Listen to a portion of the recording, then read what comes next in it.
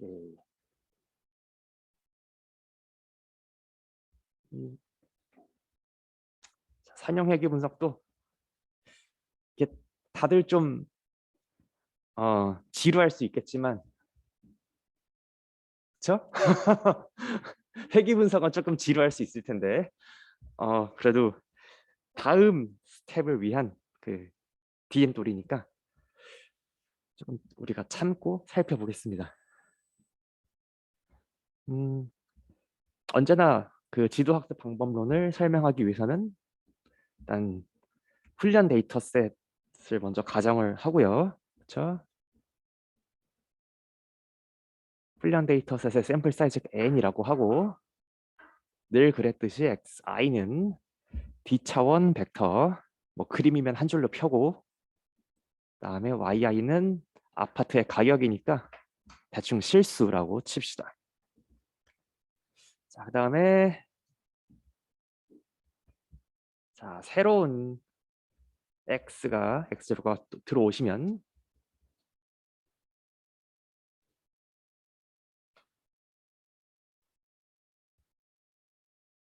선형회귀 분석은 x제로를 어떤 식으로 가공을 해서 예측값을 만들었습니까?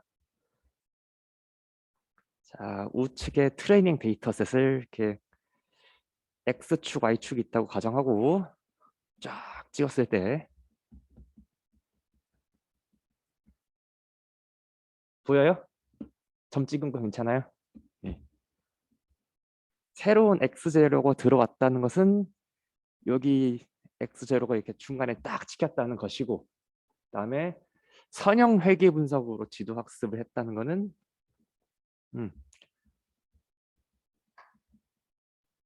y0, x0에 대응되는 그 반응 변수를 어떻게 예측하는 거예요? 잘은 모르겠지만 x0에다가 적당히 선형 머시기를 선형 변환을 해가지고 y절편까지 더하면 예측값을 만들죠. 이 녀석이 기하학적으로 갖고 있는 의미는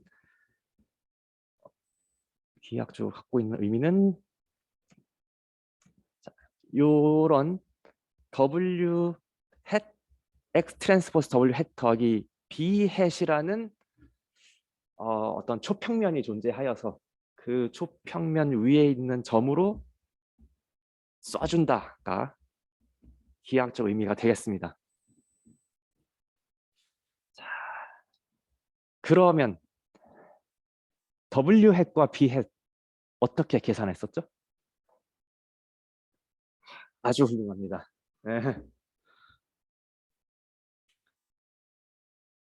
네. 저 W 핵과 B 핵을 얘네들을 계산하기 위해서 훈련 자료를 이용했었죠. 자, 훈련 자료를 어떻게 이용합니까?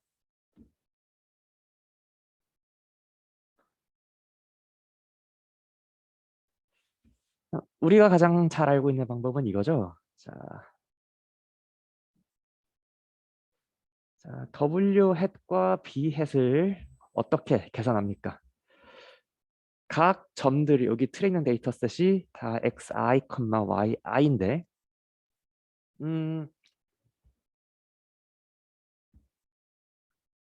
잠깐, 어떻게 써야 헷갈리지 않을까? 여기 햇을 잠깐 지우겠습니다. 네, W랑 B를 바꿀 때마다 이 선 자체가 바뀌게 되겠죠? 이 선이 바뀌면 만약 임의의 이 선은 다 W와 B에 의존하는 것이고, 그다음에 여기 yi 점과 그 밑에 있는 점 위에 있는 여기가 xi 트랜스포즈 더하기 b죠. 그래서 실제 y 값과 직선 위에 있다고 가정할 때 xi에 대응되는 그 y값, 그 둘의 차이를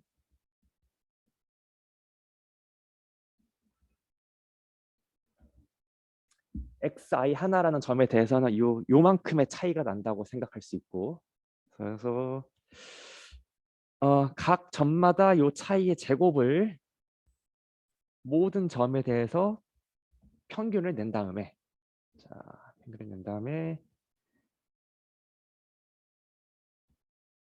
평균을 쫙 내면은 요 식 자체는 W와 B의 함수라고 생각할 수 있죠. xi, yi는 관념적으로는 추상적으로는 다 모르는 미지의 데이터 포인트들이지만 우리가 실제로 분석할 때는 xi, yi들은 다 어떤 실수, 정수로 주어졌을 테고, 그래서 요 수식 자체는 w와 b에만 의존하는 함수가 되고 특히 2차 함수가 됩니다. 그래서 조금 디테일하게 들어가진 않겠지만 요 xi라는 녀석들이 좀 예쁘게 생긴 애들이라면 요 식은 WB 함수로서 최소값이 유일하게 존재해요. 그래서 요 녀석을 최소화를 시켜주면 WB의 추정량을 하나 만들어 볼 수 있죠. 또 다른 방법으로도 만들 수 있죠. 누가 이렇게 질문할 수 있잖아요. 꼭 오차를 제곱만 해야 됩니까? 나는 절대값 취하고 싶어요. 그러셔도 됩니다.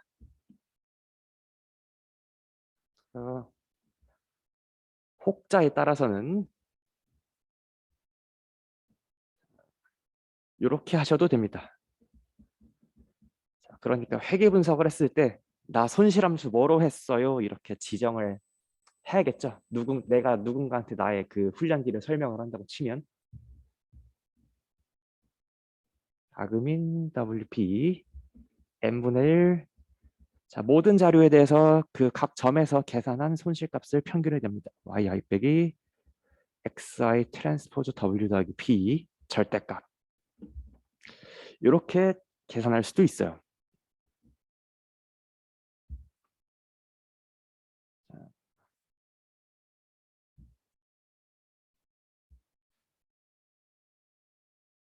혹시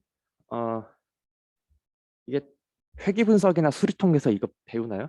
요 평균 오차 제곱 손실함수가 사실 확률 모형이랑 최대 가능도 추정법이랑 해석이 맞닿는다는 얘기를 들은 적 있어요? 오케이. 나와요? 안 나. 오케이. 최대 가능도 추정법은 언제 배웠죠?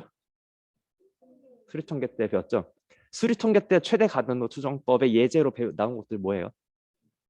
정규분포 나왔을 거고, 이항분포 나왔고, 또 있어요? 지오메트릭. 오케이. 거기서 다별량 자료에 대한 그 최대 가능도 추정량 같은 거 나온 적 있어요?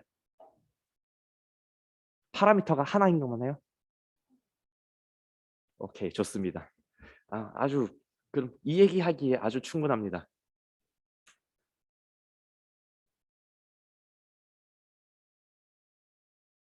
최대 가능도 추정법이란 게 뭡니까? 아이고 잠깐만.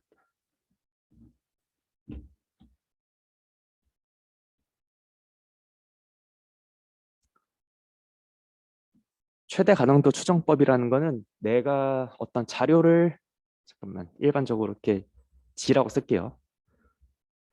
내가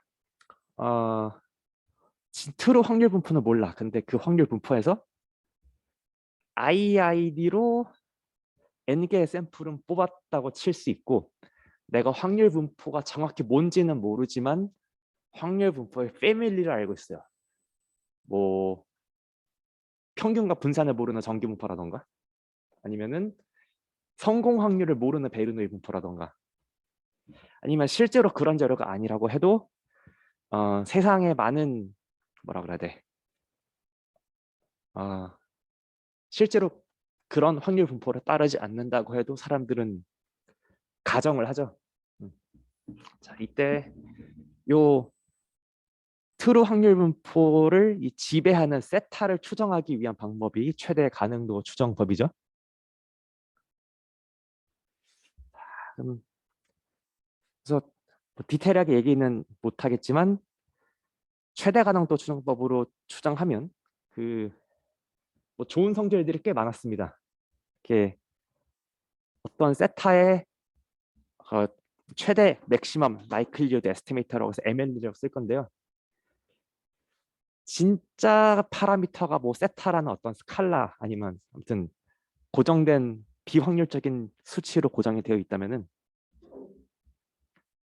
n이 무한대로 갈수록 내가 샘플을 무한대로 뽑으면 그 MLE가 진짜 트루 모수로 수렴하는 아주 놀라운 성질을 갖고 있었죠.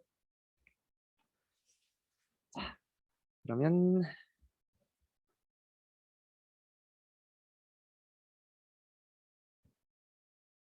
이제부터 말하려는 거는 이 최소 제곱 손실함수나 아니면 평균 절대 오차 손실함수가 아예 근본 없이 막 던진 게 아니라 상당히 근본이 있는 그 추정법이라는 얘기를 잠깐 하고 싶었습니다. 왜 근본이 있냐면 자 일단 적기만 하세요. WFPS는 아래 확률 모형의 ML임. 자, 어떤 확률 모형의 ML이냐면 yi 기분 xi equals xi가 정규분포 xi 트랜스포즈 w, 시그마 제곱. 아이고 평균에 b 집어넣으세요.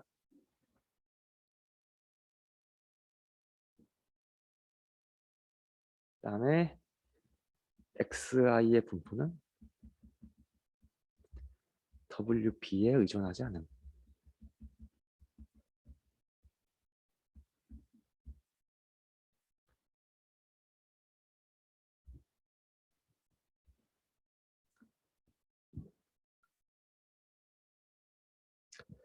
자, 왜인지에 대해서는 2학기 데이터 마이닝 때 주구장창 다룰 시간이 있을 테니까 그때로 넘기긴 할게요.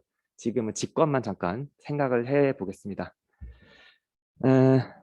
우선 지금 X의 그 자료가 생긴 형태가 하나의 자료가 XI, YI 이렇게 뭐라 그래야 돼? 다별량이죠. 그러니까 뭐라 그래? XR, YI 그 뭉태기로 하나의 샘플이죠. 그렇죠? 그럼 그 하나의 샘플의 확률 분포를 묘사하고 싶으면 일단 X의 분포를 묘사하고 X가 주어졌을 때 Y의 조건부 분포 묘사하면 되는 거죠. 그 다음에 이제 이 샘플들을 얘를 GI라고 둬요. 얘네들을 II들을 얻었다고 치면은 이 확률 분포 가지고 가능도 함수 쓸 수 있죠. 그런데 정규 분포의 가능도 함수가 어떻게 생겼어요? 정규 분포의 그 PDF가 어떻게 생겼어요? 얘 뭐 엑스포넨셜의 마이너스 시그마 제곱분의 이 시그마 제곱분의 뭐 yi 빼기 xi 트랜스포즈 w 빼기 b 이런 식으로 생겼겠죠? 그래서 로그 가능도를 취하고 음의 값을 씌우면 엑스포넨셜에 날아가고 마이너스가 날아가요. 그래서 요 가능도를 최대화하는 문제가 요 안에 있는 오차 제곱합의 썸을 최소화시키는 문제랑 동치로 쓸 수 있습니다. 자, 그래서 물론 최소 제곱법은 여러 가지 이유로 또 근본이 있기 때문에 최소 제곱법의 이론적 근거는 더 많은데 이 강의를 나갈 때 설명을 하고 싶었던 거는 최대 가능도 추정법으로도 그 원리를 설명할 수 있다 였습니다. 자, 비슷한 방식으로 평균 절대 오차 손실함수 같은 경우에도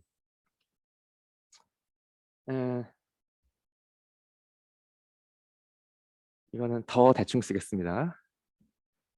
자, yi 기본 xi equals xi를 이렇게 라플라스 분포라고 있어요. 라플라스 분포라고 가정을 하면은 이 라플라스 분포는 PDF가 어떻게 생겼냐면은 엑스포넨셜 안에 마이너스 시그마 분의 x 빼기 평균 이렇게 생겼거든요. 그래서 제가 너무 대충 적었다. 쏘리. 잠깐만. 라플라스 x의 트랜스. 라플라스 분포라는 것도 평균 모수와 분산 모수 이렇게 두 개에 의존하거든요. 그래서 이 라플라스 분포도 PDF를 찍으면 엑스포넨셜의 마이너스 시그마 분의 xi 아니, yi 빼기 xi 트랜스포즈 w 더하기 p 요 꼴이 중간에 뜨게 돼 있습니다. 그래서 얘도 로그를 취하고 그다음에 마이너스를 취하면 최대 가능도 추정량이 곧 요 위에 평균 절대 오차 손실 함수를 최소화시키는 거랑 동치가 됩니다. 시사점이 뭐냐면요. 내가 새로운 문제를 만났어. 내가 손실 함수를 뭐로 잡아야 될지 모르겠어. 그러면 확률 모형부터 한번 생각해 보십시오. 확률 모형을 만들면 거기서 이렇게 로그 가능도 취해서 최대 가능도 추정법 쓰자라고 하면은 그 문제에 적합한 손실함수 하나쯤은 얻으실 수 있습니다.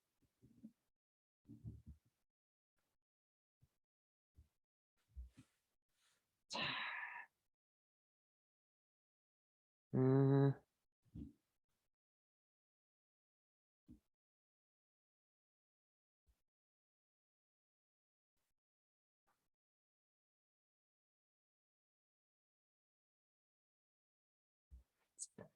자, 연속형 y를 마치는 건 이쯤 하고 이제 분류를 설명하려고 해요.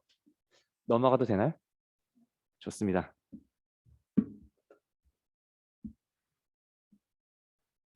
제가 왜 회귀부터 설명을 했냐면 회귀에서의 원리를 어, 음, 잠깐만. 이렇게 말하겠다. 회귀에서는 W 하나만 추정하면 되는데 분류에서는 클래스마다 W가 다 달라요. 그래서 클래스마다 W를 따로 계산하면 되고 그다음에 내적한 값이 가장 높은 인덱스를 마지막 y 횟수로 주면 그게 분류입니다. 다시 한번 써볼게요. 요거는 판서로도 하고 그다음에 요 강의 노트로도 다시 한번 살펴볼 겁니다. 여기부터는 일단 UX에 대한 대응 규칙. 일단 또 트레이닝 데이터셋부터 써야겠어요. 그렇죠? 트레이닝 데이터셋은 xi, yi n개 있다고 치고 xi는 d 차원이라고 치고 그다음에 yi는 클래스가 1번부터 C번까지 있다고 합시다. 뭐 아파트 등락 여부 맞히는 거면은 오른다 내린다 투 클래스 있다고 치고 그다음에 뭐 개고양이 사이팔 10 데이터셋 같은 경우에는 C가 10일 겁니다. 자, 그다음에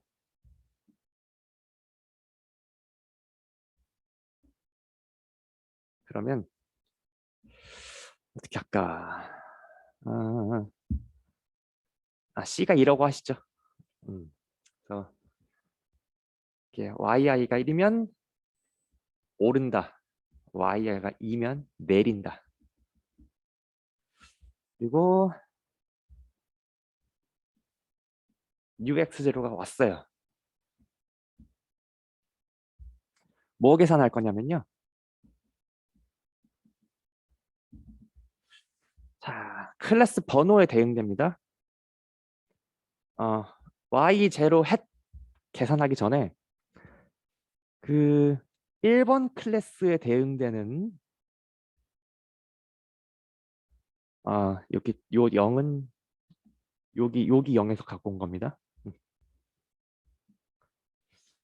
이거 한번 계산해 보시죠. x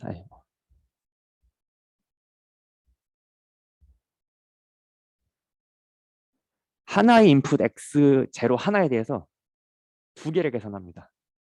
뭐 계산할 거냐면 x0에다가 1클래스의 파라미터에 대응되는 w1 플러스 b1 한번 계산해보고, 그다음에 두 번째 클래스에 대응되는 또 스코어를 또 계산해 보십니다. 그러니까 만약에 제너럴한 C라면, 내가 클래스의 개수가 두 개로 딱 정해져 있지 않고 클래스의 개수가 C개라면은 SC0 이런 것까지 계산을 했겠죠. X0 트랜스포즈 WC 더하기 BC. 자, 그러면은 아까랑은 다르게 이 유클리드 평면에 어떤 식으로 그려질 것이냐. 잠깐만요.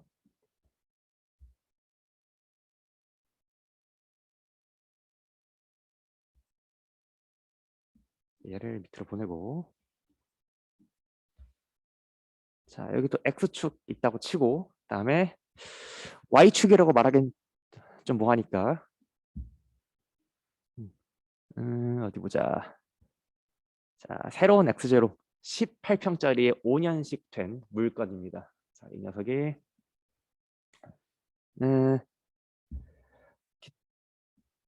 어디 보자. 이런 식으로 X 트랜스포즈 W1 더하기 P1 하나 이렇게 생겼을 수 있고, 그다음에 또 다른 직선 X 트랜스포즈 W2 더하기 P2 뭐 이런 식으로 생겼을 수 있겠죠. 음. 지금 X는 여기 가로축에만 있다고 치는 겁니다. 그다음에 Y축은 지금 스코어의 축입니다. 자, 뭐 꼭 이래야 되는 건 아닌데 이렇게 정하였습니다.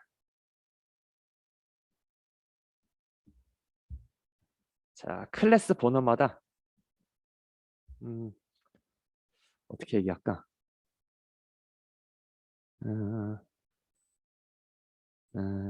X0 트랜스포즈 WK 더하기 스코어를 다 매긴 다음에 이 스코어라는 녀석을 얘를 이렇게 S들을 스코어라고 부르겠습니다. S들을 스코어라고 부를 건데 이 스코어를 다 계산했을 때 스코어가 가장 높은 인덱스를 우리는 예측값으로 줄 거예요. 그러니까 오른쪽의 그림으로 보시면은 여기 요 녀석이 X0 트랜스포저 W2 더하기 B2죠. 그다음에 위에 있는 녀석이 X0 트랜스포저 W1 더하기 B1이죠. 지금은 둘 중에 어느 1번 클래스랑 2번 클래스 중에 어느 녀석의 스코어가 더 커요? 위에 게 더 크죠. 그러면은 위 그림에서는 1이 되겠습니다.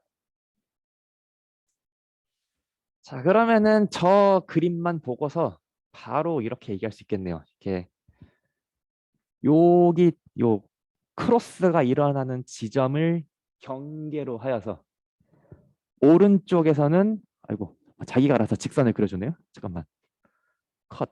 응. 오른쪽에서는 다 y0 해시 다 1번으로 나올 거고 좌측에서는 만약에 x0가 여기 찍혔다면 다 x0가 여기 찍혔다면 여기는 y0 해시 2번이 되겠네요. 그러니까 요 가로축 기준으로 여기 1번과 2번이 바뀌는 데가 결정 경계가 되겠습니다. 음.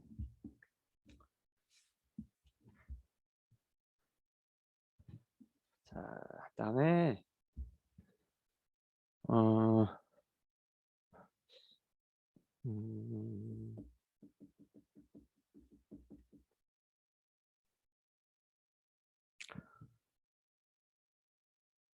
여기는 이 로스를 좀 논하기 전에요. 이게 숙제에서의 코딩과도 연결이 되기 때문에 이 녀석을 파이토치에서 어떻게 하면 더 깔끔하게 더 적은 수의 명령어로 계산할 수 있는지 한번 생각해 보시죠.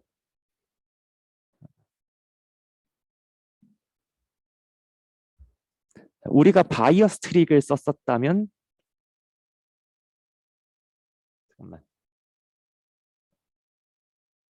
미안합니다. 여기서 생각하면 더 헷갈릴 것 같아. 여기까지만 생각하고 넘어갑시다.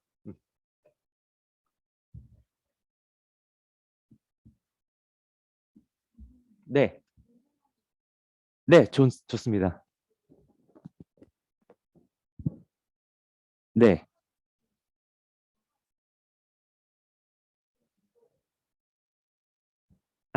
잠깐만. 질문이 지금 x가 100, x0가 벡터냐라는 질문이죠. 예, 맞습니다. x0는 새로운 인풋 하나고 새로운 인풋 하나니까 d 차원 벡터라고 지금 가정을 하고 있습니다.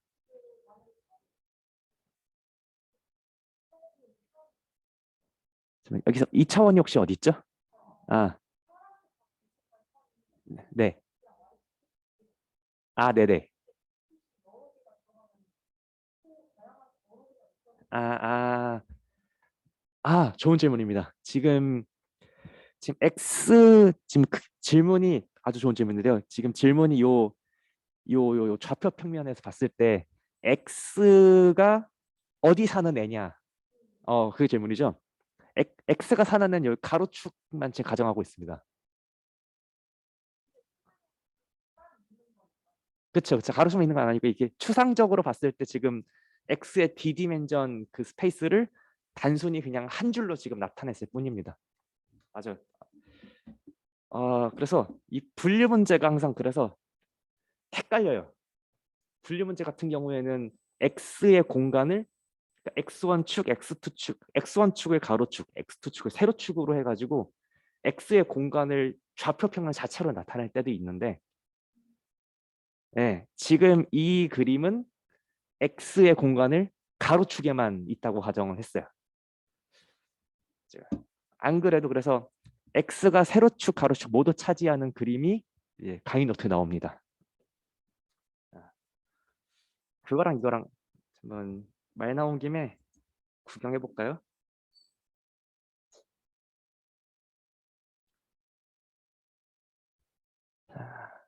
바로 여기 있네.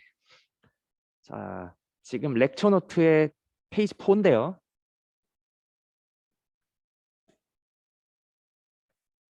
자, 렉처 2를 복습하는 슬라이드입니다. 근데 여기에 최근접 이웃 분류기의 결정 경계가 이렇게 나타나 있죠.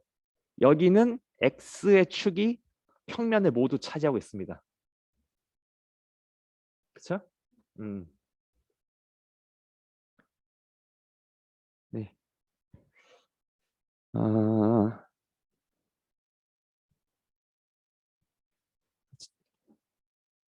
제가 지금 여기 오른쪽에 그림을 그린 이유는 스코어를 좀 더 또렷하게 보이고 싶어가지고 이렇게 그렸습니다.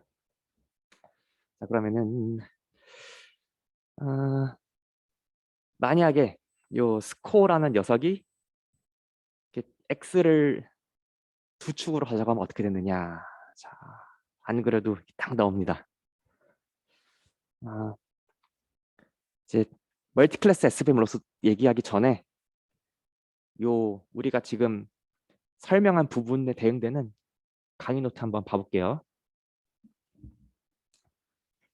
자, 새로운 이미지 x0가 왔다고 가정을 하시죠. 강의 노트 9쪽입니다. 얘는 지금 D가 3072고 그다음에 클래식 C가 10이에요.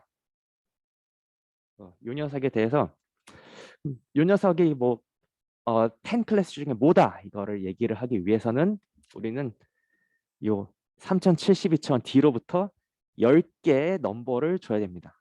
즉 S1 0, S2 0 다다. S10 0 줘야 됩니다. 이게 좀 노테이션이 더럽네요. S100이라고 읽힐 여지가 있어요.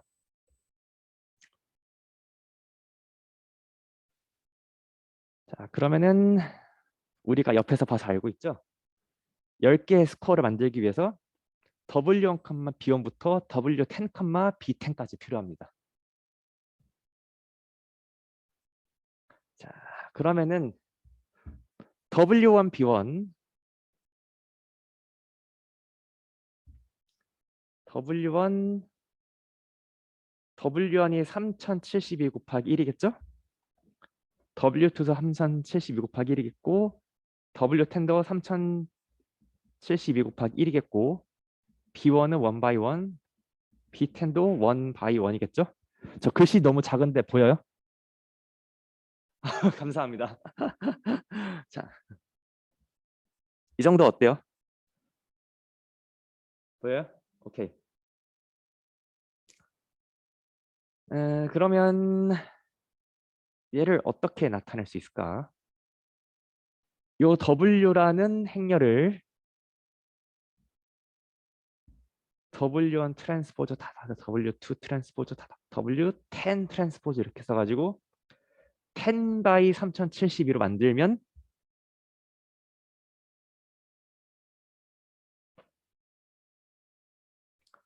10 by 3070 만들고 거기에다가 이제 딜이 10짜리 얘는 B1부터 B10까지 만들어서 더하면 요 결과가 S1 제로부터 S10 제로가 되겠죠. 응.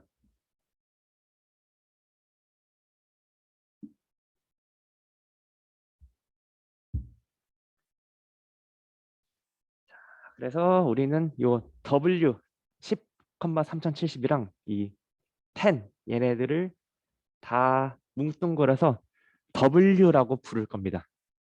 네, 그냥 W1부터 W10, B1부터 B10 얘네들을 파라미터라고 하자라는 말이 너무 경제적이지 않으니까 모든 파라미터를 라지 W라고 퉁치자.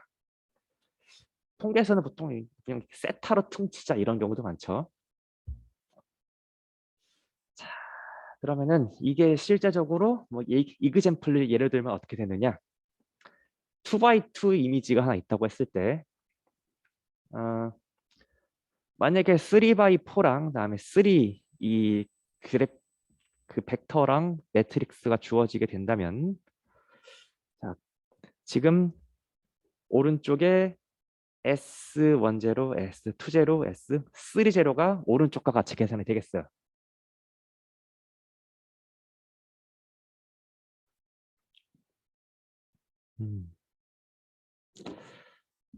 자, 그러면은 우리의 철학 스코어가 이제 가장 높은 녀석을 예측값으로 줄 겁니다. 오케이. 그다음에 그러면은 여기 오른쪽에 판서랑 왼쪽에 슬라이드랑 이제 좀 대응이 되나요? 오케이, 좋습니다. 넘어가기 전에 제가 노테이션을 조금 더 편하게 쓸 방법이 생각이 났어요.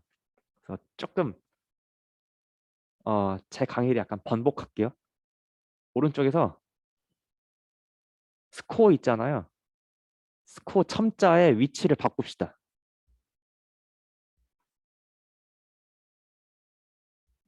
S 01, 02, 0C.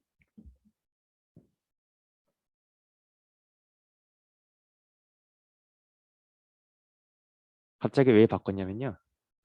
보통 우리가 어떤 XI라는 D디멘전을 그 샘플 하나 가지고 오면은 그 D디멘전을 샘플에 J번째 성분은 XIJ로 쓰잖아요. 그러니까 보통 샘플 인덱스가 보통 앞에 오고 피처 인덱스가 뒤에 오죠. 그래서 그 요 전통에 맞추려면은 우리가 샘플 번호를 0번이라고 부르고 있으니까 0번이 앞에 오는 게 낫겠다고 생각을 했어요. 오른쪽에 판서도 S10 말고 S01, S02, S03 이렇게 쓰고 현재 여기 이그젠 좌측의 슬라이드 14쪽 기준으로는 Y0 햇은 지금 2번을 주고 있는 거겠어요. 자, 그다음에 그러면은 이 WX 더하기 B라는 거를 아직 로스는 가지 않았지만 W와 B를 어떠한 방식으로 이해할 수 있느냐?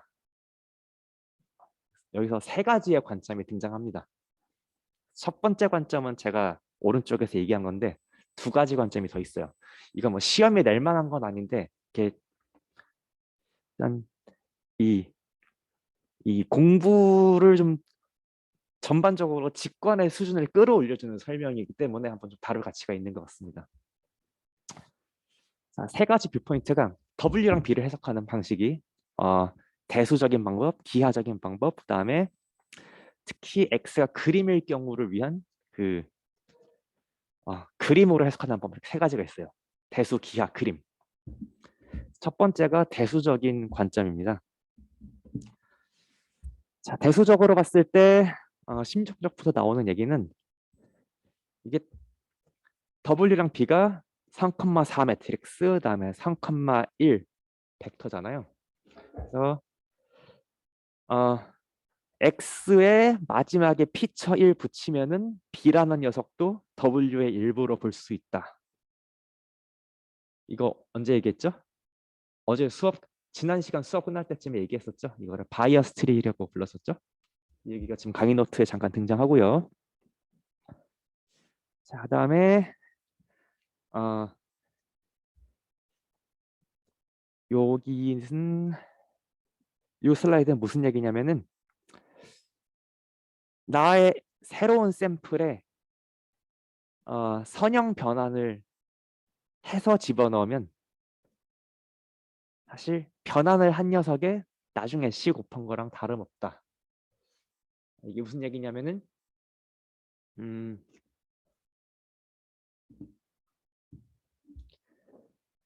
만약에 이미지 샘플이 X0라고 치면은 내가 이미지를 조금 더 흐릿하게 만든다고 해서 예측 클래스가 바뀌는 것은 아니다. 이거는 순전히 리니어 그 프리딕션의 성질입니다.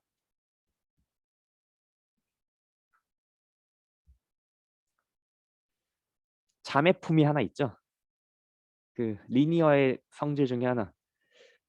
X에다가 상수배를 해도 클래스가 바뀌지 않고 X에다가 모든 픽셀에 똑같은 상수만큼 더해도 역시 예측한 클래스 번호가 바뀌지 않겠죠? 자, 여기까지 얘기해서 잠깐 WB를 대수적으로 살펴봤을 때 어떤 해석, 어떤 이야기가 가능할지 얘기를 했고요. 그 다음에 요거는 딱 X가 그림일 때만 적용이 가능한 이야기입니다. 이제부터는 X가 그림일 때만 적용 가능한 얘기를 잠깐 할게요.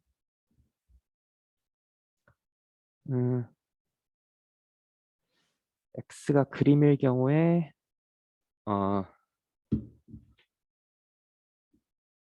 자, 그림이라는 건 여기 지금 여기 이그젬플에서는 2 by 2고 그러니까 픽셀이 가로 2칸, 세로 2칸. 그다음에 흑백만 지금 얘기를 하고 있는데요. 요 그림의 구조에 맞게 웨이트 매트릭스도 이렇게 2 by 2로 만들어 봤습니다. 자, 원래는 그림을 한 줄로 펴가지고 내적을 한다는 생각을 했는데 이번에는 발상을 뒤집어서 어차피 X라는 녀석이랑 W라는 녀석은 그 D 디멘전이건 똑같잖아요. D 디멘전을 뒤집어 가지고 똑같이 2 by 2로 가지고 왔어요. 그래서 W1이랑 W2랑 W3를 2 by 2 그림으로 만들어서 요 녀석이 만약에 0에서 255의 값을 대충 가진다고 생각을 하거나 아니면은 여기 값들을 0과 255 사이에 있도록 다시 재스케일링 하면은 요 녀석의 그림을 그려볼 수 있겠죠. 그렇죠? 어차피 그림이라는 거는 0부터 255라는 정수들의 나열로 만들어지는 것이니까. 그다음에 만약에 이 그림이 2 by 2 by 3 이런 RGB 채널이었다면은 이게 W1도 이렇게 RGB에 대응되는 그 딱 슬롯이 있을 거니까 W1 다시 말하면 W1, W3를 그림으로 나타내 볼 수 있어요. 그림으로 나타내 봤더니 실제로 사이팔 10 데이터셋에서 그 W1부터 W10까지를 모종의 방법으로 배워가지고 한번 그림으로 찍어본 거예요. 음.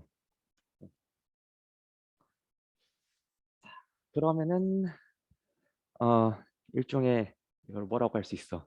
이게 지금 여기가 지금 W7, W8, 이거 미안, W9, 8, W7, W6 얘를 그린 거고요. 이거를 그리면 이제 어떤 이야기를 할 수가 있냐? 대충 미지의 그림 X0가 들어왔을 때 내가 시각적인 센스가 좋은 사람이라면은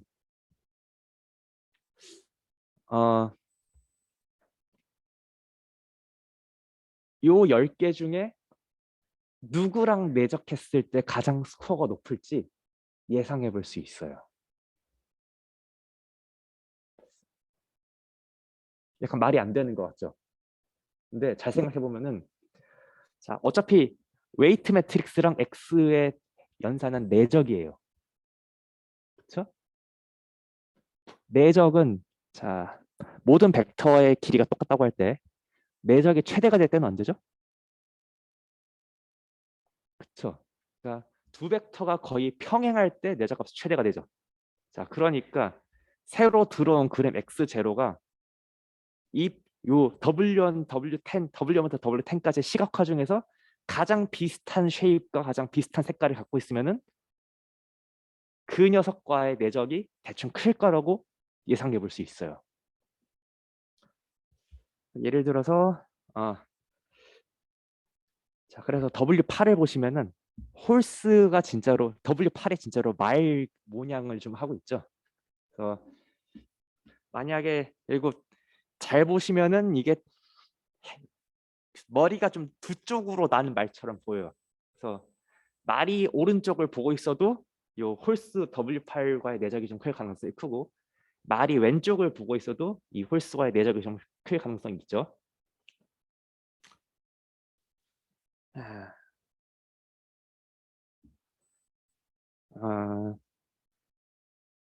근데 이런 해석은 딱 그 X가 그림일 때만 가능한 해석입니다. 그리고 한편으로 이 시각적 해석을 했을 때 선형 분류기의 한계를 또 알게 될 수도 있어요. 자, 다시 한번 말 그림으로 갑시다. 자, 이 분류기에서 말의 스코어가 높기 위해서는 말의 헤드가 이 왼쪽이나 오른쪽 위에 있어야겠고, 그다음에 이 말은 조랑말이어야겠어요. 얼룩말이면 안 되겠죠? 얼룩말이면 내적값 되게 낮을 것 같잖아요. 그러니까 말이 갖고 있는 그 다양성을 이 W8이라는 녀석은 담아내지 못하고 있어요. 그래서 이거를 시험에 내긴 되게 좀 그래요. 근데 좀 재밌는 해석이죠. 여기까지 해서 이 웨이트를 해석하는 두 번째 관점, 시각적 관점 잠깐 얘기했습니다. 그다음에 자, 가장 보편적으로 해석할 수 있는 것, 지금 우측에 보고 계신 그림이 사실은 우리가 제가 설명했던 겁니다. 네.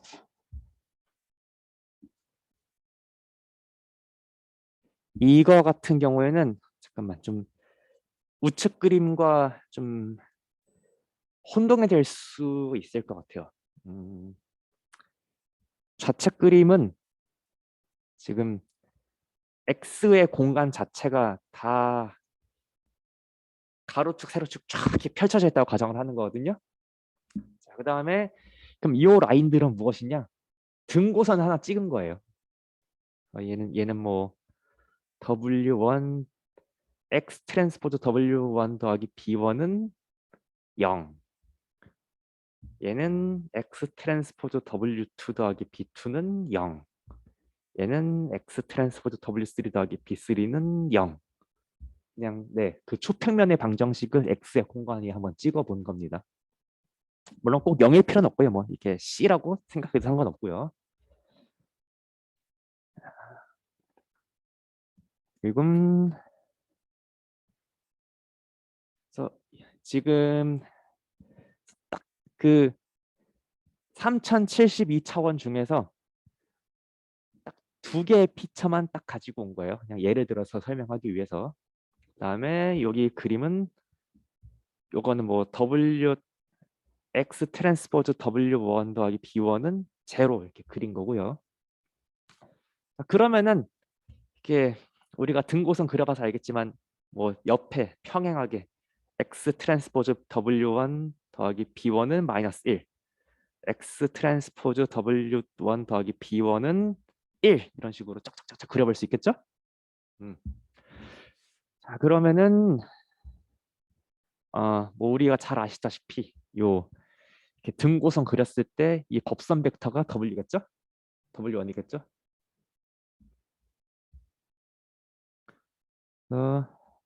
이 법선 벡터가 W1이고 이 W1은 시각화 녀석의 뭐 얘다 이 얘기를 잠깐 하고 있고요.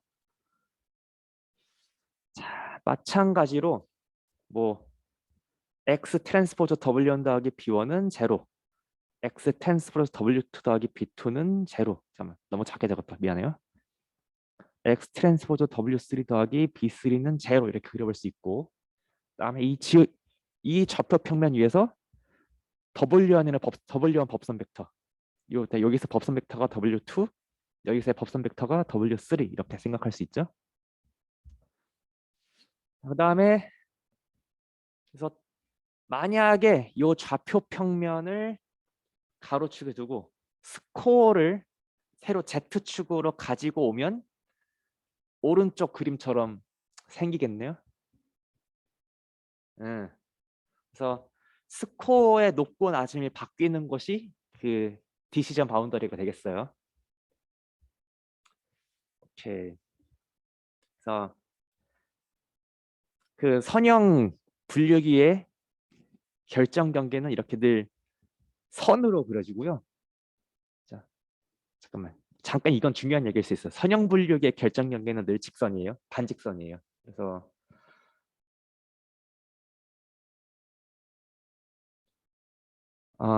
선형 분류기가 잘 분류를 못하는 데이터의 타입이 이런 것들.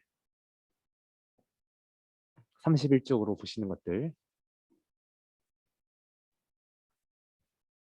자, 그래서 이 얘기까지만 하고 10분 쉬겠습니다. 그 기계학습의 고전적인 문제가 선형 결정 경계는 요렇게 생긴 내 점에 대해서는 좋은 결정 경계를 주지 못한다. 이런 얘기가 늘 나와요. 얘가 뭐야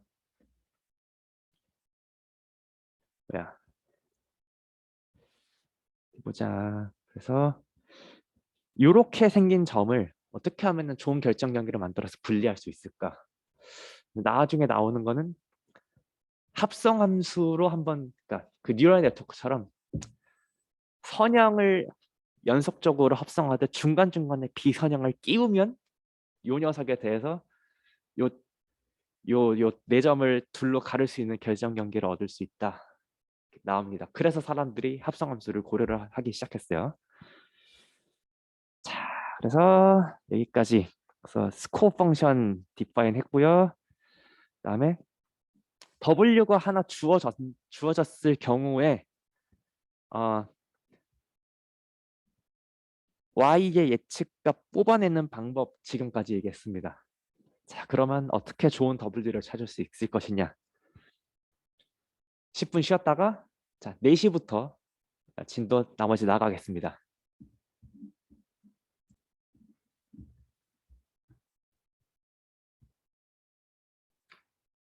자, 또 판서 먼저 할게요. 잠깐만.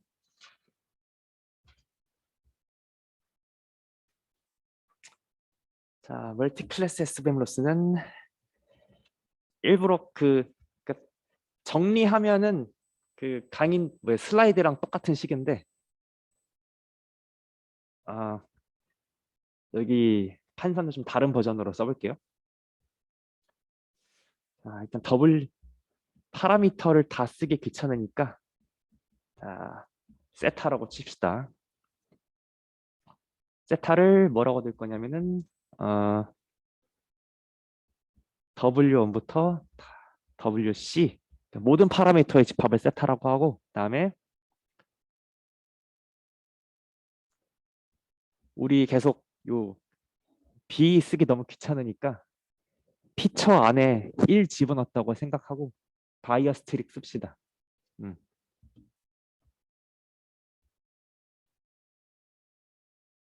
그래서 이렇게 피처 안에 이렇게 1 들어있다고 생각하는 거예요. 그다음에 세타의 추정량은 어떻게 하냐? 아그민 세타. 역시 모든 점들에 대해서 각 점마다 로스 값을 계산해 가지고 평균을 낼 건데요. 왜 이런 근본 없는 산식이 나오는 건지 물론 근본은 있지만 조금 복잡합니다. 자, 모든 샘플마다 모든 샘플에 대해서 각 클래스별로 다 뭔가를 계산합니다. 각 샘플의 각 클래스에 대해서. 그다음에 자, 지금 yi가 여기 정수였던 걸 기억하세요. 그러니까 트루 클래스일 때는 손실을 굳이 계산할 필요가 없을 것 같죠? 음. 트루 클래스가 아니라 다른 클래스로 맞췄을 때 이제 손실을 계산할 겁니다. 어떻게 계산하느냐?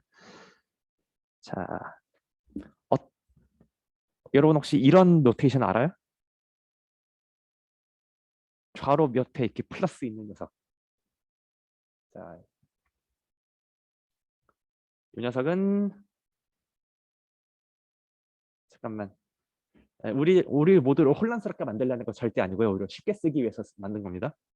음, FT를 자, 요 녀석은 정입니다. 이거 맥스 제로카 0과 t 사이에 맥스를 취하는 녀석을 t 플러스라고 정의를 하고요. 다음에 직관적으로는 그래서 t가 만약에 0보다 작으면은 0과 음수를 맥스 취하면 0이죠.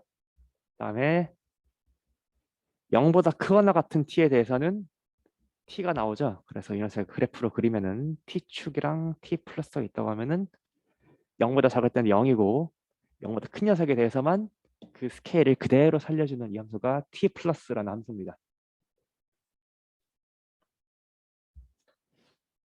여기서는 t 플러스라고 얘기하는데 나중에는 렐루라는 이름으로 또 계속 물고 먹을 거예요. 렐루. 이게 RELU라는 녀석인데 근데 이거는 뭔가 어, 용어가 가로챔 당했다라는 느낌을 좀 받는 이름입니다. 그러니까 이 이름이 있기 전부터 이 함수는 이런저런 어떤 수학 현상을 서술하기 위해서 많이 썼던 함수예요. 자, 어쨌건 어, 자 조금 더 근본 없게 쓰겠습니다. 1 빼기고 1에서 뭘 뺄 거냐면요. 자, 여기 부분이 앞으로 이렇게 여백이라고 불릴 부분인데 왜 이게 여백이라는 말이 붙는지는 데이터 마이닝 클래스로 이렇게 넘기기로 하고요. 우리 그냥 여백 그 마진 얼마나 남길 거야 할 때 그 마진입니다.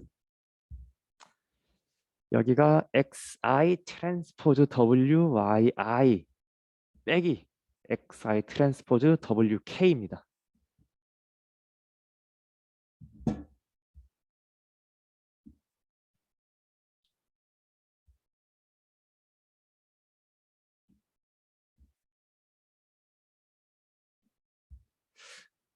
정말 근본 없죠. 네. 그다음에 이 이게 이 로스의 약간의 그 모티베이션을 살펴보면은 서포트 벡터 머신이라는 분류 기법에서 온 거예요. 근데 서포트 벡터 머신은 확률 모형 가정이 없는 방법입니다. 그냥 어떤 결정 경계가 잠깐만 어떤 어떤 낙서장으로 쓸게요. 어떤 결정 경계가 이렇게 여러 점들이 있을 때 투 클래스라고 치면은 어떤 결정 경계를 만들고 싶은데 어떤 결정 경계가 좋은 결정 경계일지를 생각을 해봤을 때 이 트루 요두 클래스에서 다 점과 직선 사이의 거리 다 찍을 수 있잖아요. 음 그러면은 각 클래스에서 이 클래스별 점과 직선 사이의 거리의 최소값이 있죠. 요 녀석이 여백입니다.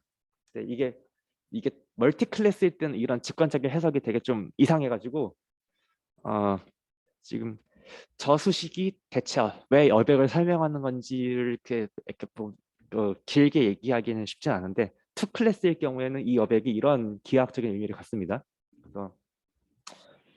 그래서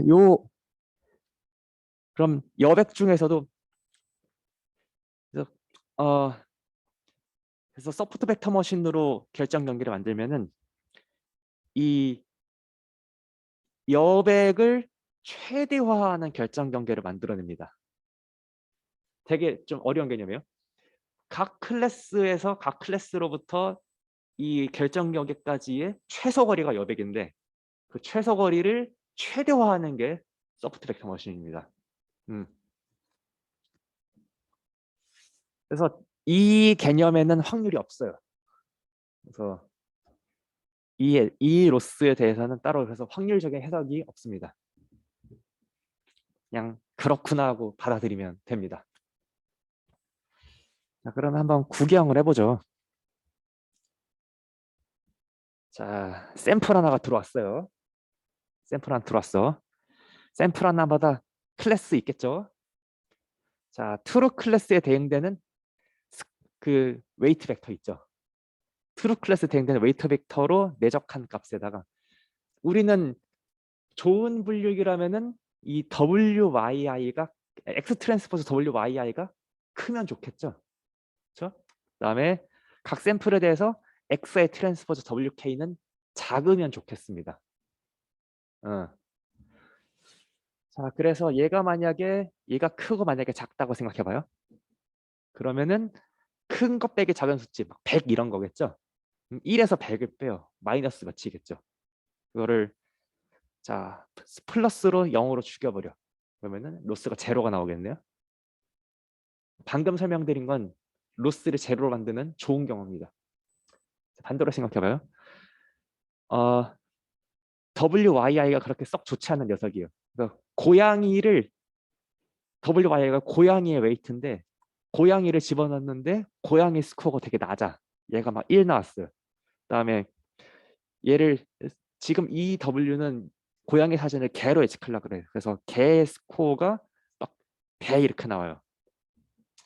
그럼 이 경우에는 1 빼기 100 하면 마이너스 99 나오겠죠. 그러면은 1에서 마이너스 99를 빼면 1 더하기 99니까 여기 그 스코어 값이 100이 나오겠어요. 그러니까 내가 잘못 계산하면은 로스가 올라가는 거예요. 자, 이게 나름 그 그러니까 트루 클래스의 스코어를 높이려고 노력하는 로스입니다. 직관적으로 생각했을 때.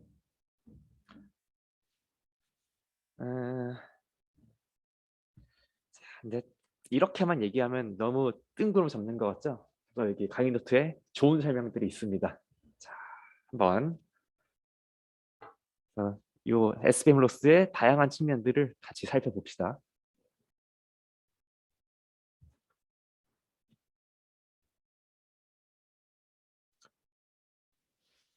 아, 잠깐만 이건 읽을게요. 39페이지입니다. 일반적으로 로스 펑션이라는 녀석은 반드시 그 최대 가능도 추정법으로에서만 연 그 근본이 있을 필요는 없어요. 그러니까 이론적으로 좋은 로스 펑션이 응당 만족시켜야 하는 여러 가지 기본 성질들이 있는데요. 기본적으로 그냥 최대 가능도, 그러니까 가능도 함수에 네거티브 로그 씌우면은 그 기본 성질들이 다 만족되기 때문에 그래서 확률 모형 접근이 좋긴 한 겁니다. 네, 그렇다고 해서 꼭 가능도 접근만 쓸 필요는 없어요. 그래서 일반적으로 그럼 좋은 로스 펑션이라는 거는 어떤 미덕을 만족해야 되느냐? 좀 안 좋은 클래시파이어가, 그러니까 좋은 웨이트가 들어왔을 때는 로스 값이 낮았으면 좋겠고, 안 좋은 W가 들어왔을 때는 높은 로스 값을 주기를 원해요. 그다음에 로스 펑션은 다른 말로 하면은 뭐 비용 함수라고도 부르기도 하고 경제학적인 용어죠. 그다음에 목적 함수라는 말은 주로 산업공학적인 관점입니다. 그다음에 어떤 사람들은 뭐 네거티브 로스 펑션은 뭐 리워드, 유틸리티, 프로핏, 피트니스 이런 식으로도 부른다고도 합니다. 그래서 보통 로스를 계산하는 방식은 주어진 점 각 i에 대해서 로스 값을 다 계산한 다음에 그 녀석을 각 샘플에 대해서 에버리지를 내면은 그 에버리지가 웨이트 W 함수가 되기 때문에 그 웨이트 W에 대해서 이제 최소화를 시키고 싶을 거예요. 멀티 클래스 SVM 로스는 자 보자. 제 생각에는 여기부터 설명을 하는 게 좋겠어요.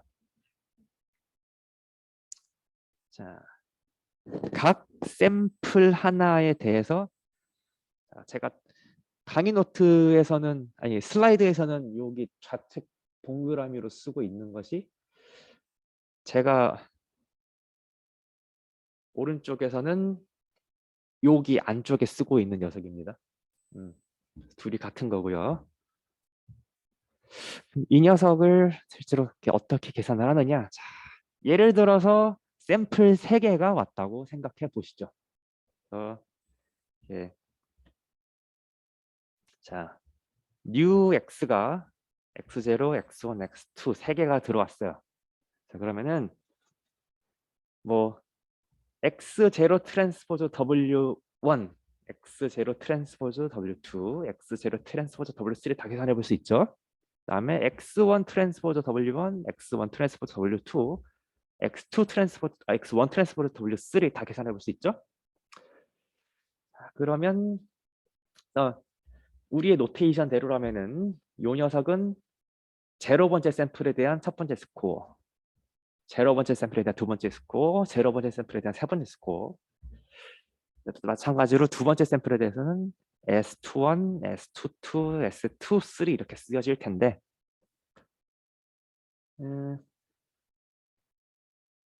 보자. 쓰여질 텐데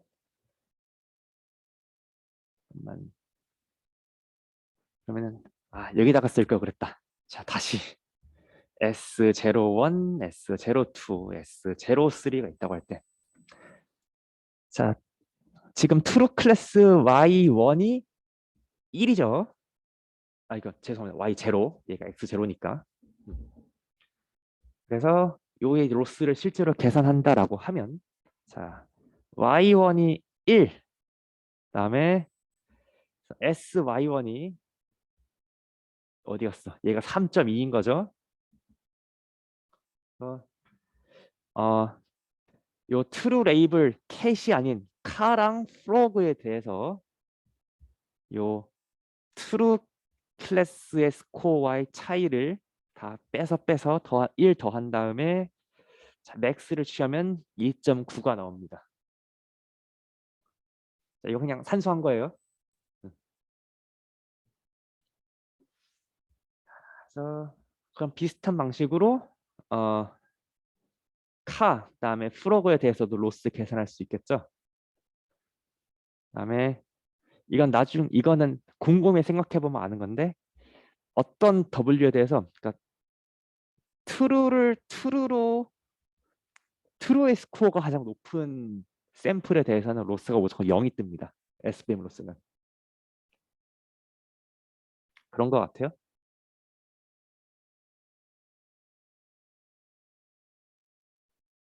네. 자, 다시 문제의식은 이겁니다.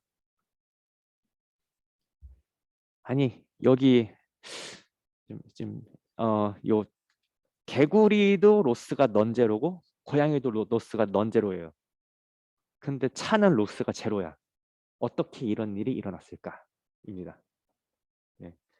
잘 보시면 지금 어떤 그 W1, W2, W3 하나가 쟤네가 고정됐을 때 그 고정된 W1, W2, W3에 대한 로스를 계산하고 있는 중인데요. 요 W1, W2, W3는 요 고양이 그림은 카로 분류를 하고 있고, 그다음에 차 역시 카로 분류를 하고 있고, 개구리는 누구로 분류하고 있어요? 개구리조차 차로 분류하고 있죠. 음, 어, 자, 그래서 차를 차로 잘 분류하고 있는 경우라는 거는 SYI가 다른 클래스 SK보다 다 크다는 뜻이죠. 모든 K에 대해서. 그렇죠? 그럼 SYI가 SK보다 임의의 K에 대해서 SK보다 큰 경우에는 여기 로스를 한번 잘 살펴보면은 여기 SY의 스코어, 트루 클래스의 스코어를 빼기로 하고 있죠. 그래서 가장 큰 녀석을 임의의 클래스에서 빼니까 이 녀석은 무조건 네거티브가 나올 것이고, 그렇기 때문에 어, 조금 잠깐 여기서 거짓말을 섞었습니다. 여기 어 잠깐만, 이게 실제로는 트루 클래스에 대해서 다른 클래스의 스코어에 1 더한 것보다 커야 됩니다. 어, 이게 로스가 여기 1이라는 게 아까 여기 로직에서 약간 여백이랑 상관이 있는 녀석이에요. 로스에 1이 들어가 줘야 됩니다. 근데 1이 뜻하는 게 이게 어 뭐 어정쩡하게 1.3, 2.0, 2.1 이런 식으로 근소하게 스코어가 가장 커지는 것이 아니라 1 정도의 넉넉한 여유를 두고 스코어가 가장 커지면은 로스가 제로가 됩니다.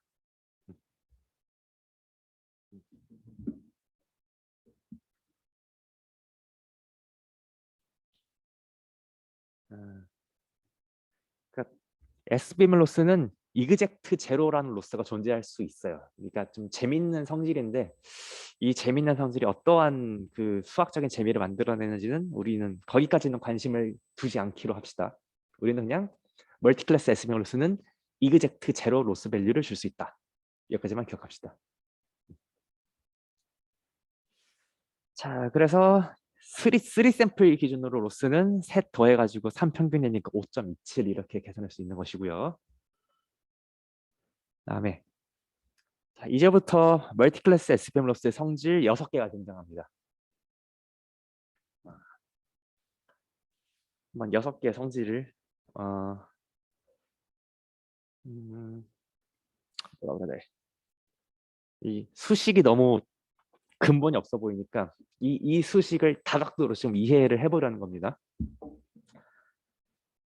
자, 만약에 카 이미지의 스코어가 약간 바뀌면, 그러니까 이거는 연속 함수로서 어떤 성질을 갖고 있냐라는 것을 물어보려는 거예요. 카의 스코어가 아주 약간 바뀌면은 이 로스 제로가 어떻게 바뀌냐, 지금 이게 질문입니다. 자, 여러분, 카 스코어 4.9가 4.91로 바뀌었다고 생각해요. 카에 대한 로스 제로인 거 변합니까? 안 변하죠. 이미 1 이상으로 크게 벌어져 있잖아요. 자, 변하지 않습니다. 다음에 자, 이 로스 이 n분의 1 썸 in부터 n까지 그때 li의 이 로스 값의 가능한 최소값과 가능한 최대값이 어떻게 될까요?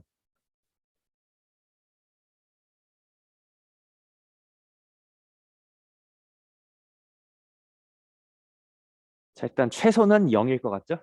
다음에 최대는 최대가 몇이지?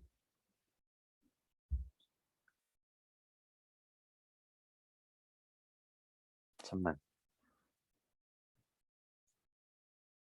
이거 왜 제가 모르겠죠?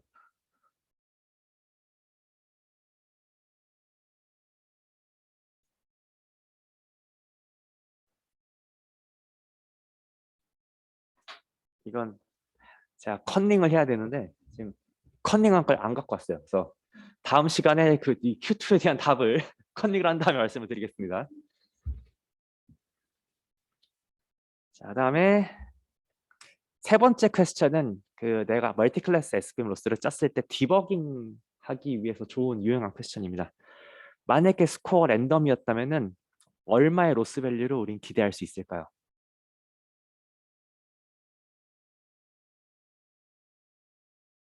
미안, 생각났어요.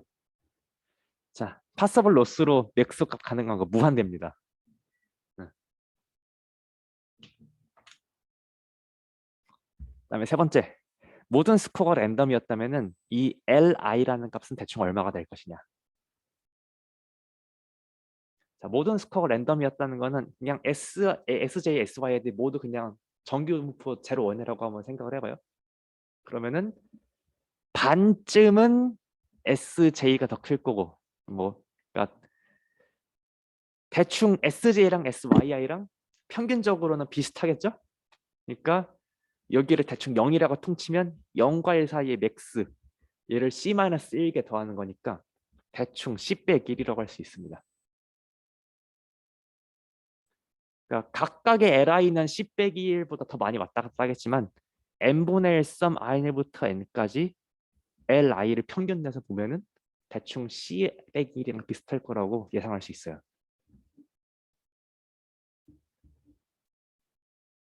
그다음에 네 번째.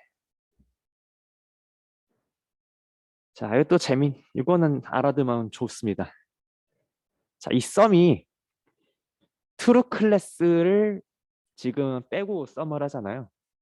그러지 말고 J는 1부터 C까지 다 더하면 어떻게 될 거냐 이 얘기입니다.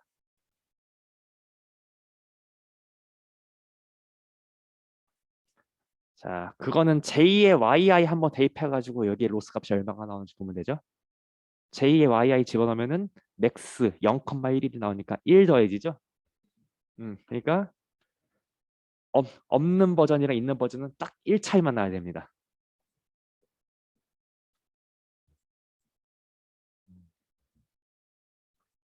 자, 다음에 What if the loss used a mean instead of a sum? 이렇게 썸 대신에 민 한다고 해서 최소 최대가 바뀔까요? 바뀌지 않죠. 네. 그래서 로스 값 자체는 바뀌겠지만 그 로스를 최소로 만드는 W가 변하는 것은 아닙니다. 자, 그다음에 여섯 번째 질문은 어, 그냥 한번 근본 없는 로스를 한번 가지고 와본 겁니다. 제곱 한번 해보면 어떻게 되겠느냐. 그냥 이 로스에 대한 문제를 풀게 되는 거겠죠. 그러니까 더 이상 멀티클래스 SVM 로스는 아니게 됩니다. 자, 그다음에 여기까지가 이제 멀티클래스 SVM 로스의 6가지 성질을 잠깐 얘기해 봤고요. 자, 그다음에 다음 질문은 조금 더 심오합니다. 자, 쭉 올라가 보면 우리가 선형 회계 분석할 때는 자, 요 웨이트 W랑 B가 최소값이 유니크해요. 단 물론 X 자료 행렬이 모든 열들이 선형 독립이면 잠깐만 자료 행렬 이렇게 자료 행렬에 이건 따로 쓰진 않을게요. 자료 행렬의 모든 열들이 다 선형적으로 독립이면은 이 평균 오차제곱 손실함수 기준으로는 W랑 B 최소값은 유일하거든요. 자, 그럼 여기서도 이런 거 궁금할 수 있어요. 요 멀티 클래스 SVM 로스의 최소화원은 유일하냐? 생각할 수 있는데 일반적으로 그렇지 않다입니다. 메시지는. 그래서 그 일반적으로 유일하지 않다라는 걸 설명하기 위한 이그젬플이 지금 58페이지부터 이렇게 있어요. 이거 한번 생각해 보시죠. 뭐 예를 들어서 내가 어떠한 W 햇을 찾았어요. 그래서 여기 로스를 제로로 만들었어. 잘 생각해 보시면은 이 W의 2배 곱한 녀석도 로스 제로입니다. 그래서 W가 아그민이면은 그 로스를 최소화시키는 녀석이면은 2W, 3W, 4W 다 최소화시키는 녀석이고, 그러니까 뭐라 그래야 돼? 약간 여기서 고급진 한마디를 한다면은 파라미터 추정 값을 가지고 어떤 통계적인 해석을 하기는 어렵겠죠? 원래 파라미터 가지고 통계적인 해석을 하기 위해서는 그 파라미터 값 하나가 어떤 현상을 유일하게 결정한다는 그런 전제가 필요하거든요. 지금은 같은 현상을 서술하는 W의 초이스가 엄청 많게 되는 겁니다. 자, 그래서 이제 파라미터 해석은 빠이빠이. 그다음에 여기까지 해서 멀티클래스 에스피몰러스 살펴봤고요. 어디 보자. 음,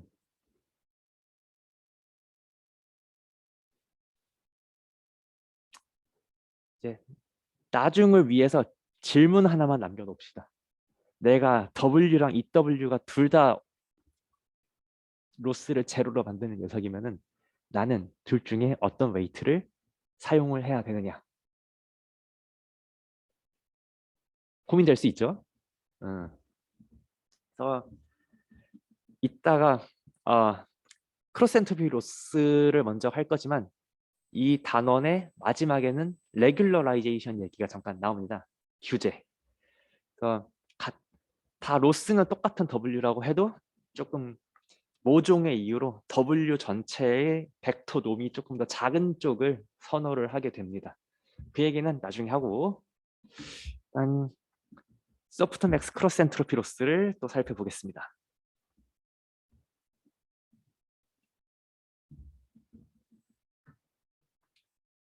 자, 여기는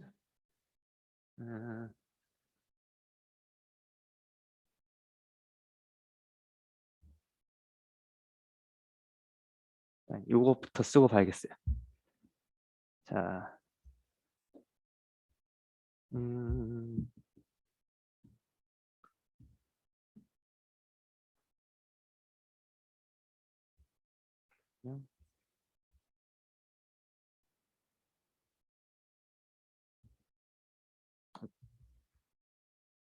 죄송합니다. 잠깐만요.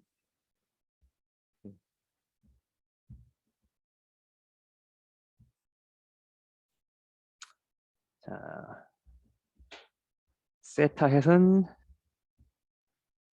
아그민 세타 역시 로스를 각 샘플에 대해서 평균을 내고요. 이게 너무 당연해서 생략하고 있지만 다 트레이닝 셋으로 평균 내는 거죠. 썸 K는 1부터 C까지. 자, 마이너스 지시 함수. 자, 클래스가 K번이냐? 그래서 클래스가 K번 트루 클래스에 대해서만 로스를 계산할 겁니다. 지시 함수를 쓴다는 건 트루 클래스에서만 로스를 계산한다는 뜻이에요.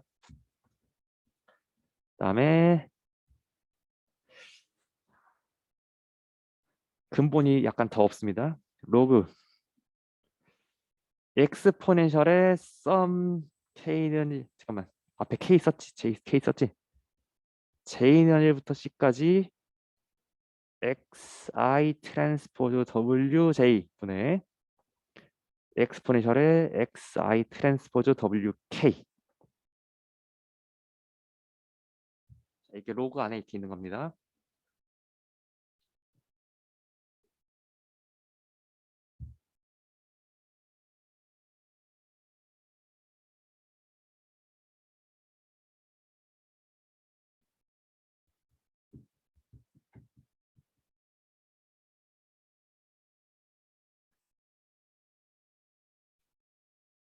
다 썼어요? 자, 어떻게 해서 이런 근본 없는 애가 나왔냐? 아, 엑스포넨셜을 왜 썼을까요? 분모엔 엑스포넨셜을 보통 어떤 수학적으로 쓴다는 거는 무언가를 다 양수로 만들어 주고 싶을 때 주로 엑스포넨셜을 씌웁니다. 음. 자, 근데 엑스포넨셜도 그냥 엑스포넨셜이 아니고 모든 클래스에 대해서 다 썸해버렸죠. 음. 얘를 만약에 어, PK라고 잠깐만 둘까요? 음. 자, PK라고 두면 어, 마치 로그 안에 있는 게 확률처럼 보이는 기적이 생깁니다. 어. 자, 지금 요 K라는 녀석에 지금 K는 1부터 C까지 모두 정의할 수 있는 것이죠. 그런데 잘 보시면은 P1부터 PC까지 모두 더해봐요.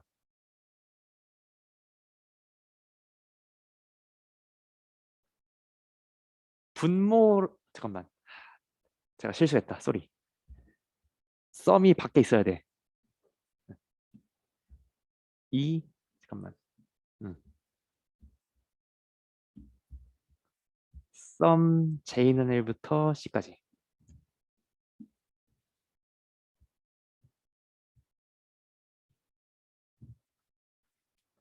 그러면은 P1부터 PC까지 모두 더하면은 몇이 될 것 같아요? 1 나오나요? 그다음에 임의의 PK에 대해서 모두 0과 1 사이에 있는 거 보이나요? 음, 확률이죠. 네. 자, 그래서 확률을 그냥 정의해주는 하나의 그냥 방법이고요. 그러면은 대체 이 로스의 폼은 어디서 왔느냐? 자, 잘 보시면은 그러면은 이게 이렇게 보이려나요? 이렇게 이 녀석이 썸 KNL부터 C까지 마이너스 I, YI는 K 곱하기 로그 PK 이렇게 보이나요? 얘는 가능도 확률 모형과 가능도에서 왔어요. 어떤 녀석을 로그를 취하고 마이너스를 취하면 얘가 나오느냐? 자, 로그랑 네거티브를 취하면은 요 위가 나오는 녀석은 이거죠. P1 IYI는 1, P2 인디케이터 YI는 2, 다다다. PC IYI는 C. 이거 어떤 확률 모형이에요? 네, 이거 다항 분포죠.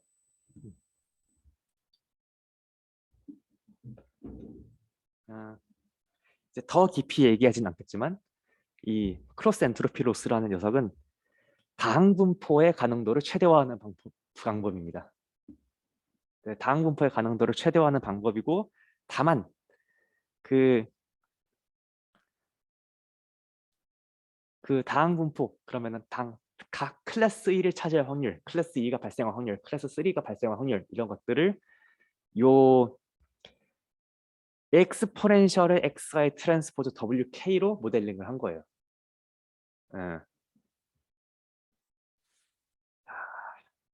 그래서 좀 처음 봤을 때는 너무 이상해 보이는데 이게 사실은 근본이 있는 로스입니다.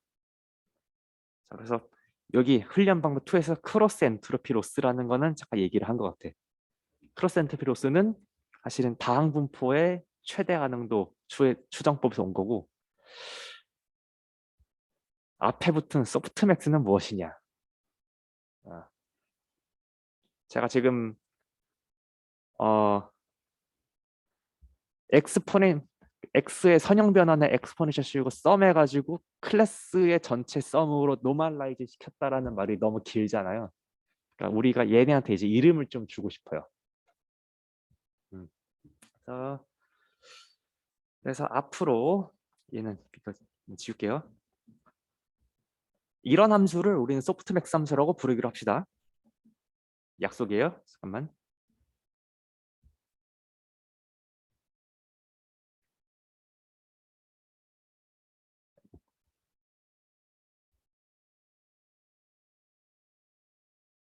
자, 정의.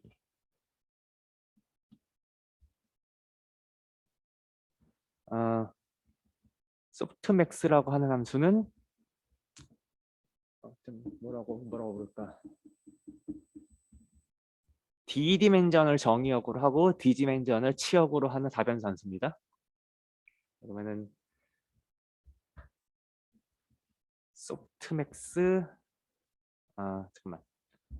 D라고 하는 것보다 C라고 하는 게 더 직관적으로 이해하기 쉬울 것 같아. 그러면은 A1부터 AC라는 벡터가 들어왔을 때 이렇게 C 디멘전을 아웃풋으로 묘사를 해야겠죠? 자, 이렇게 엑스포넨셜의 AJ, J1부터 C까지를 다 일단 분모로 깔고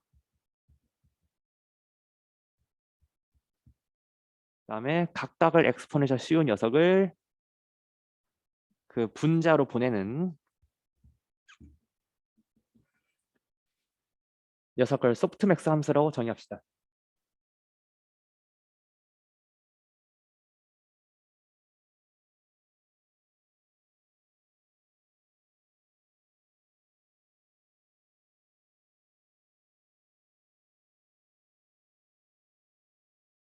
자, 그러면은 뭐 소프트맥스 함수는 각 요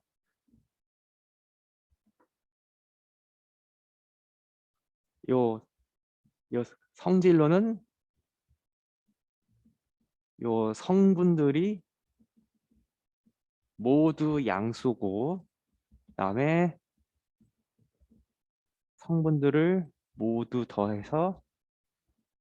더하면 1인 녀석이 되죠. 그다음에 A1부터 AC까지는 뭐가 들어올 수 있어요? 임의의 실속값 아무거나 다 들어올 수 있죠.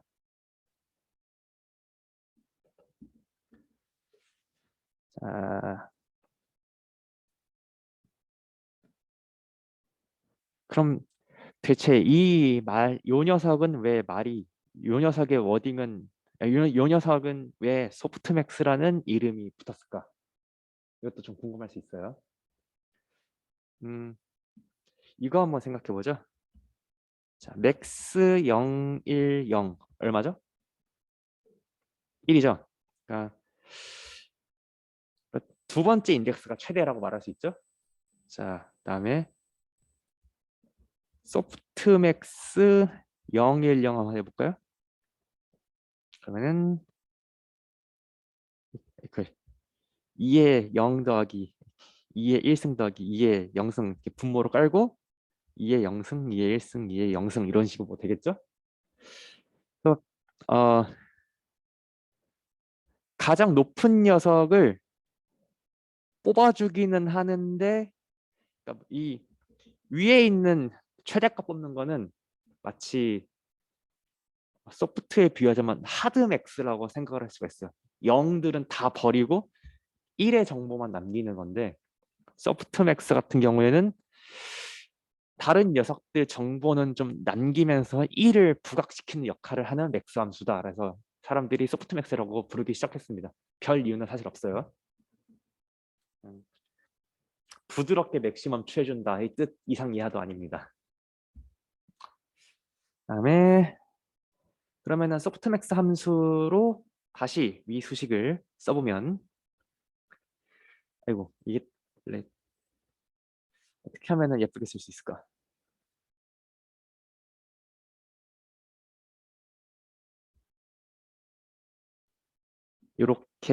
요렇게 쓸까요? 맥스 함수는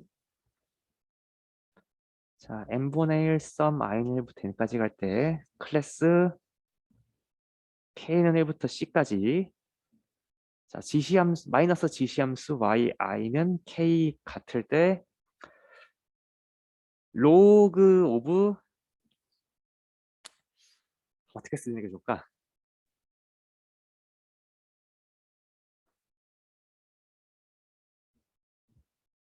소프트맥스 xi 트랜스포저 w0부터 xi 트랜스포저 wc의 k번째 성분 이렇게 쓰면 될까요?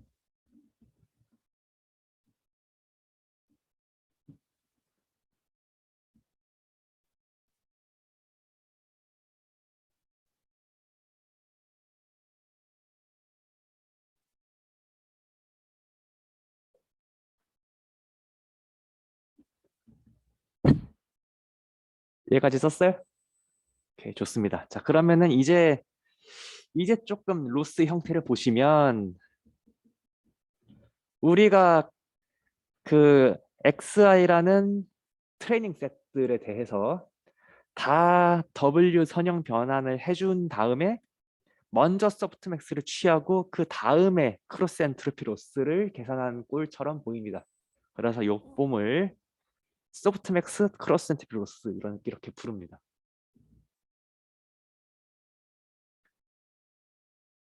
그래서 나중에 코딩 숙제할 때 왜 멀티클래스 SVM 로스는 소프트맥스가 없어요? 아주 당연한 질문일 수 있어요. 근데 요 로스의 설계상 크로스 엔트로피 로스는 확률 모형에서 왔기 때문에 PK 확률의 역할을 할 녀석이 필요해서 그래서 스코어를 확률로 살짝 바꿔주는 역할을 하는 게 이 소프트맥스 함수입니다. 그다음에 멀티클래스 SVM 로스는 애초에 확률 기반의 로스가 아니기 때문에 그런 확률적인 그 말이 필요가 없었던 것이고요.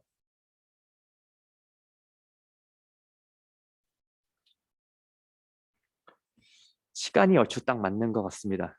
이제 판서 여기 수업은 여기까지 하고 다음 시간에는 또 여기 슬라이드에 크로스 엔트로피 로스를 또 여러 각도로 설명을 합니다. 그 설명들 보면서 크로스 엔트로피 로스와 조금 더 친해져 보는 시간을 가져보겠습니다. 그 온라인 수업 온라인으로 들어오신 분들은 이제 자유롭게 나가셔도 좋습니다. 오늘 수업 여기까지 할게요.